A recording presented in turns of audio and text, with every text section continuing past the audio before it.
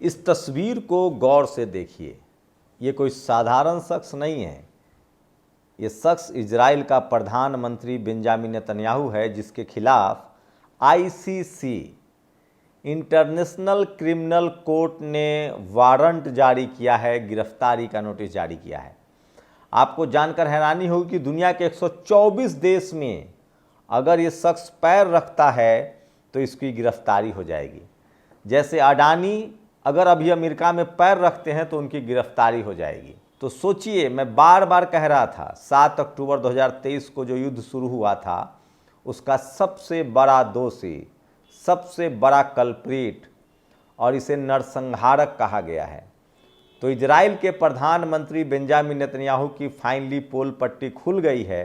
दुनिया के 124 देशों ने इस शख्स को वारंट में अपनी हाजिरी लगाई है। और अगर दुनिया के 124 देश, जिसमें यूरोप में देश हैं, लैटिन अमेरिका में है, एशिया में है, दुनिया के 124 देशों में अगर ये कदम रखता है तो इसकी गिरफ्तारी हो जाएगी। वहीं दुनिया एक युद्ध के मुहाने पर खड़ा हो गया है।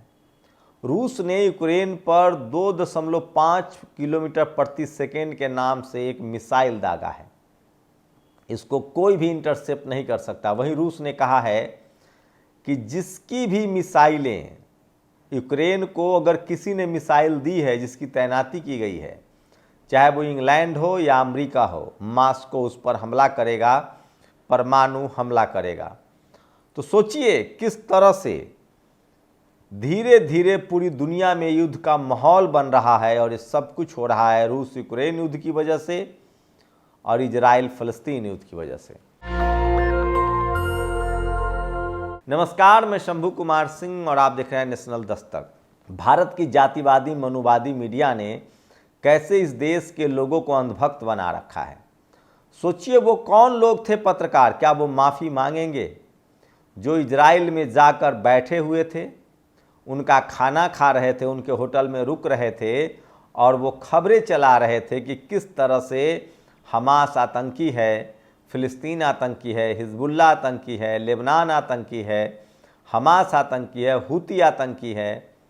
लेकिन अब दुनिया ने पोल पट्टी खोल दिया। इंटरनेशनल क्रिमिनल कोर्ट, अब ये तो नहीं कहेंगे कि इंटरनेशनल क्रिमिनल कोर्ट कोई मुसलमान चलाता है, उसमें मुसलमान देश ही मेंबर हैं, सारे की सारी दुनिया भर के देश उसके मेंबर होते। और सोचिए, पहले भी यूनाइटेड नेशन में 100 देशों से ज़्यादा, 2 बार 100 देशों ने वोटिंग की कि इजराइल जो है वो वॉर कर रहा है, वो नरसंहार कर रहा है, वो निर्दोष लोगों को मार रहा है। अब इंटरनेशनल क्रिमिनल कोर्ट ने वारंट जारी किया और 124 देश में कदम रखते ही बेंजामिन नेतन्याहू को गिरफ्तार कर लिया जाएगा। इससे पहले इंटरनेशनल जस्टिस कोर्ट ने भी इजराइल को दोषी माना है। तो सोचिए, दुनिया की तमाम इंटरनेशनल संस्थाएं, चाहे वो आईसीसी हो, इंटरनेशनल क्रिमिनल कोर्ट हो, या फिर इंटरनेशनल जस्टिस कोर्ट हो, या फिर यूनाइटेड नेशन हो, ये सब इजराइल को दोषी मानता है, बस भारत के जातिवादी मनुवादी और हिटलरशाही मीडिया को छोड़कर।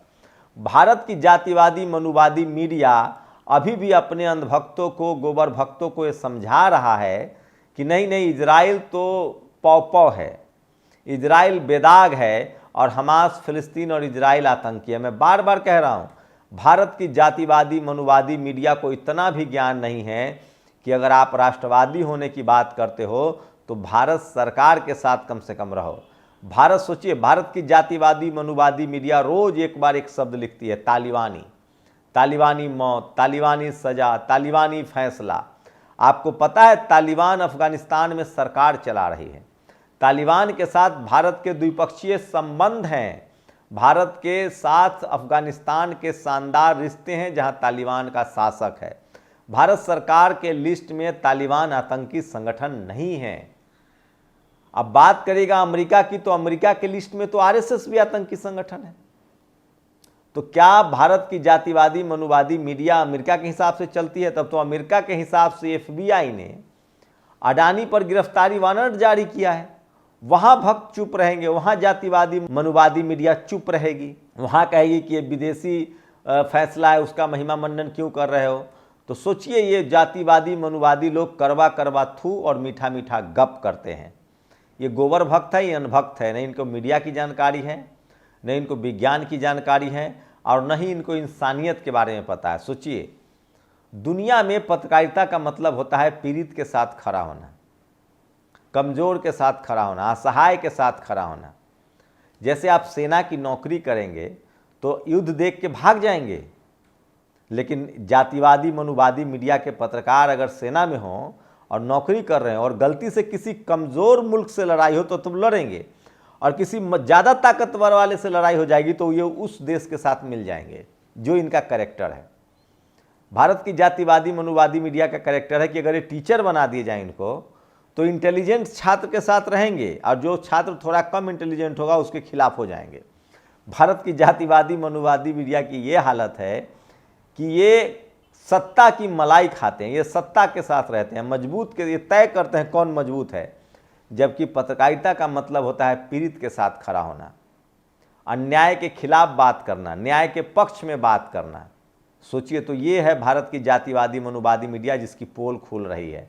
मैं इजराइल और फिलिस्तीन युद्ध पर शुरू से रिपोर्टिंग कर रहा हूँ, मैं शुरू से आपको बता रहा हूँ कि हमास आतंकी नहीं है, वो फिलिस्तीन के लड़ाके हैं। फिलिस्तीन एक गरीब देश है, किसानों का देश है, और उस पर इजराइल की बुरी नज़र थी। इजराइल उस पर कब्जा करना चाहता था, उसकी ज़मीन पर कब्जा करना चाहता था, धीरे धीरे वो कब्जा कर रहा था। लेकिन अब एक एक फिलिस्तीनी जो है वो हमास का हिस्सा है। और सोचिए इजराइल और हमास में क्या अंतर है, तब आपको पता चलेगा कि इंटरनेशनल क्रिमिनल कोर्ट और आईसीजी इंटरनेशनल जस्टिस कोर्ट ने क्यों इजराइल को आतंकी संगठन माना है। इजराइल के आईडीएफ आम लोगों को निशाना बना रहे, ग्राउंड पर जीत नहीं पा रहे हैं, चाहे वो गजा हो चाहे बेरूत हो, वहाँ इनके सैनिक मारे जा रहे हैं इजराइल के। तो उसका खींच ये बम से हमला करते हैं और बम से निर्दोष लोगों को मारते हैं, मासूमों को, बच्चों को, महिलाओं को, स्कूल अस्पताल को निशाना बनाते हैं। इसीलिए आतंकियों की लिस्ट में आ रहे हैं। जबकि अभी भी हमास के जो लड़ाके हैं वो सिर्फ और सिर्फ आईडीएफ पर हमला कर रहे हैं, उसके जवानों पर हमला कर रहे हैं। अभी भी लेबनान के लड़ाके हिजबुल्ला वो मिसाइल दाग रहे हैं सैनिक अड्डों पर, वो निशाना बना रहे हैं बेंजामिन नेतन्याहू को, वो आम इजरायलियों को नहीं मार रहे हैं। युद्ध का नियम होता है कि आप किसी भी कीमत पर आम लोगों को नहीं मारेंगे। वैसे ही हूती के जो लड़ाके हैं वो समुंदर में मोर्चा संभाले हुए हैं। इराकी रेसिस्टेंस भी इजरायली फौज पर हमला कर रहे हैं। ये है, तो सोचिए आतंकी कौन है और निर्दोष कौन है। इसी बीच एक और बड़ा अपडेट ये है कि रूस और चीन जमकर मदद कर रहा है। वो किसी भी कीमत पर ईरान को और फिलिस्तीन को अकेला नहीं छोड़ रहा है। और रूस को पता है कि यूक्रेन युद्ध में वो फंसा हुआ है। यूक्रेन को हथियारों की खेप जो है वो अमेरिका से मिल रही है, इजराइल को भी अमेरिका से मिल रही है। अमेरिका ने कोशिश की थी कि रूस को रोका जा सके, लेकिन रूस ने अब खुलेआम चेतावनी दी है। जैसे ही यूक्रेन ने एक दो ऐसी मिसाइलें तैनात की जिससे रूस को नुकसान हो सकता है, रूस ने साफ साफ कहा कि अगर यूक्रेन से चला एक भी मिसाइल रूस पर गिरता है तो हम यूक्रेन के साथ साथ उस देश पर भी हमला करेंगे जिस देश ने ये मिसाइल यूक्रेन को दी है। रूस ने 2.5 किलोमीटर प्रति सेकेंड की रफ्तार से मार करने वाला एक मिसाइल दागा है यूक्रेन पर, जो रडार को भी फेल कर देता है। खुद पुतिन ने अमेरिका, इंग्लैंड को साफ साफ कहा है कि हमें पता है कि आपका मिसाइल यहाँ तैनात हो रहा है। वहीं जर्मनी ने सरेंडर कर दिया है। दर्जनों देश ने कहा है कि हमें यूक्रेन की हम कोई मदद नहीं कर रहे हैं। वहीं रूस और चीन डंके की चोट पर ईरान की मदद कर रहे हैं, फिलिस्तीन की मदद कर रहे हैं। तो इजराइल अलग थलग पड़ गया। इजराइल के साथ सिर्फ भारत के भक्त हैं, भारत की जातिवादी मनोवादी मीडिया है, भारत सरकार भी नहीं है। भारत सरकार हमेशा से स्वतंत्र फिलिस्तीन के पक्ष में रही है। यूनाइटेड नेशंस में भी भारत ने फिलिस्तीन के पक्ष में मतदान किया है। यासर अराफात के समय से भारत के फिलिस्तीन के साथ रिश्ते रहे हैं। वहीं बड़ा अपडेट ये है कि भारत का बड़ा कारोबार मिडिल ईस्ट के साथ, मुस्लिम देशों के साथ और इस्लामिक देशों के साथ है।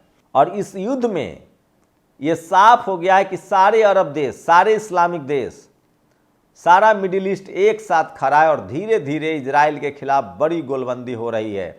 और रूस को पता है कि सारा का सारा मुस्लिम देश, अरब देश, मिडिल ईस्ट जो है वो उसके साथ खड़ा होगा। और इसलिए पुतिन खुलकर धमकी दे रहा है कि न मैं अमेरिका को छोड़ूंगा, न मैं इंग्लैंड को छोड़ूंगा, न मैं फ्रांस को छोड़ूंगा। जिसके भी मिसाइल नाटो को साफ साफ चेतावनी दी गई कि अगर आपने मदद की यूक्रेन की तो आपकी खैर नहीं है। तो सोचिए, दुनिया युद्ध के मुहाने पर खड़ा है।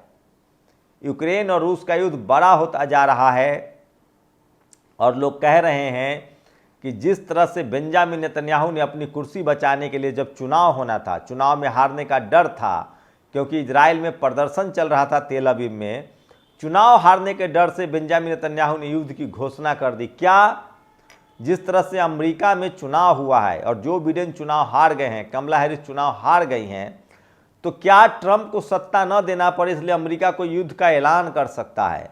और अगर युद्ध का ऐलान होता है तो इमरजेंसी लग जाएगी, और इमरजेंसी लग जाएगी तो अब युद्ध एक दिन दो दिन में तो संभलते नहीं है, सालों साल लगता है। सोचिए, यूक्रेन और रूस के युद्ध का ही 2 साल से ज़्यादा हो रहा है, फिलिस्तीन और इजराइल के युद्ध का ही 1 साल से ज़्यादा हो रहा है। तो अगर इमरजेंसी लग गए तो डोनाल्ड ट्रंप को सत्ता नहीं मिलेगी। तो ये भी संभावना जताई जा रही है कि इस तरह की हरकतें भी अमेरिका कर सकता है।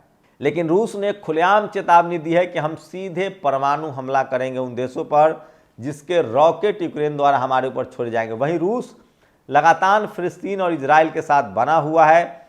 वहीं जिस तरह से बेंजामिन नेतन्याहू के खिलाफ आईसीसी इंटरनेशनल क्रिमिनल कोर्ट ने यह वारंट जारी किया, उसके बाद दुनिया को पता चल गया है कि इस युद्ध का असली दोषी बेंजामिन नेतन्याहू और इजराइल है। वहीं अगर ग्राउंड जीरो की बात करें तो गजा पट्टी में और बेरूत में लगातार इजरायली फौजियों को मुंह की खानी पड़ रही है और रोज एवरेज 100 से ज़्यादा उसके जवान सैनिक मारे जा रहे हैं। तो ये बड़ी अपडेट थी कि बेंजामिन नेतन्याहू को दुनिया के 124 देशों ने वारंट जारी कर दिया है और उसे युद्ध का अपराधी माना है।